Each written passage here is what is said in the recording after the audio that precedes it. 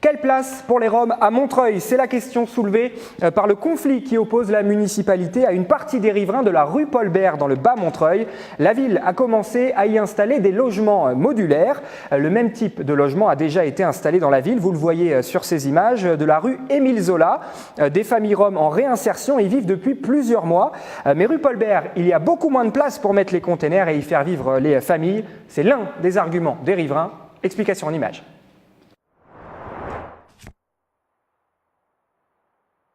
Les habitants de la rue Paul-Bert à Montreuil ne veulent pas des containers et ils le font savoir depuis plusieurs jours. Les containers en question sont des logements d'urgence destinés à des familles roms, une mesure qui s'inscrit dans un programme d'aide aux populations roms mis en place par la ville il y a plusieurs années. En 2008, nous avons été confrontés à un incendie dans un squat rom. Ces personnes ont été hébergées pendant de longs mois dans des caravanes, dans des cabanes, dans des conditions extrêmement précaires. Et le moment est venu de leur proposer de meilleures conditions d'hébergement. 2 petits projets de village d'insertion ont été conçus dans le Bas-Montreuil. L'un, rue Émile Zola, qui a été visité par le ministre de l'Intérieur, Manuel Valls, l'autre, rue Paul-Bert. Problème, plusieurs riverains de la rue Paul-Bert s'opposent à la réalisation du projet. Le mardi 5 mars, tôt dans la matinée, ils étaient une dizaine à tenter de bloquer l'installation des containers. D'abord, c'est illégal. C'est un terrain qui est non constructible. Et Madame Voynet est passée outre. Elle est passée outre en force, puisqu'on a mis un référé. Et elle n'a pas attendu l'issue du référé qui est dans 15 jours. Elle est passée outre ce matin en force, avec 7 compagnies de CRS. Ils sont tous là. Dans cette affaire, les riverains tiennent à se défendre de toute xénophobie envers les Roms.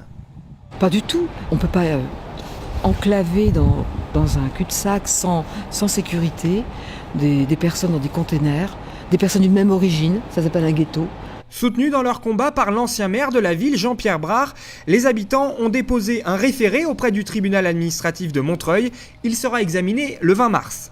Nous sommes très sereins, nous sommes bien dans le cadre de résidences dédiées à l'hébergement transitoire, à l'hébergement d'urgence, dans le cadre d'un programme dont je dois rappeler qu'il est soutenu par la région, mais aussi par l'État lui-même et par l'Union européenne. À Montreuil, sur l'ensemble de la ville, on estime qu'il y a entre 500 et 1000 Roms. Les logements installés rue Paul-Bert sur une parcelle de 1200 m² doivent accueillir 11 familles pour une période de 10 ans. Et la ville envisage l'installation des familles roms pour fin avril. Le référé déposé par les riverains, vous l'avez entendu, sera examiné le 20 mars. Des riverains soutenus par les communistes du Bas-Montreuil, en particulier par le conseiller général Belaïd Bedreddine et par l'ancien maire de la ville, Jean-Pierre Brard, que l'on a rencontré. Il répond notamment aux accusations de xénophobie. Écoutez. C'est une invention de la mairie que de parler de xénophobie de quelques groupes pour cacher leur cou tordu et essayer de l'habiller. La mairie est passée en force pour échapper à la justice le 20 mars prochain.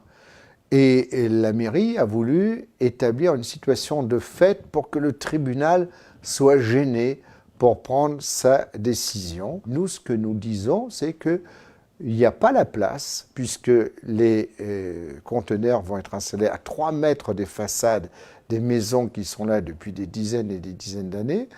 D'une part, il n'y a pas la place, et deuxièmement, on ajoute de la misère à la pauvreté, c'est-à-dire qu'au lieu d'organiser la mixité dans la ville, on est en train de faire un ghetto.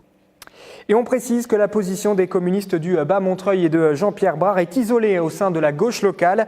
La phase, le parti de gauche et le rassemblement de la gauche citoyenne ont pris leur distance.